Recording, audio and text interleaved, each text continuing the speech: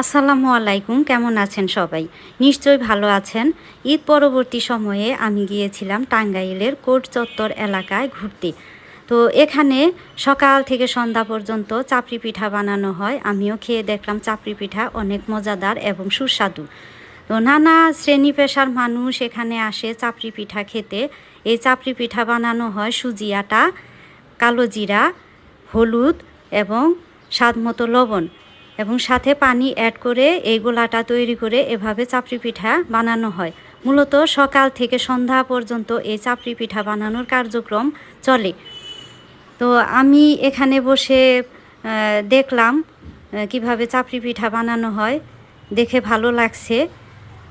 আর আপনাদের সবাইকে আমন্ত্রণ রইল, টাঙ্গাইলে যখন আসবেন এই চাপড়ি পিঠা খাওয়ার জন্য আমন্ত্রণ রইল সবাইকে। আপনারা সবাই ভালো থাকবেন, সুস্থ থাকবেন।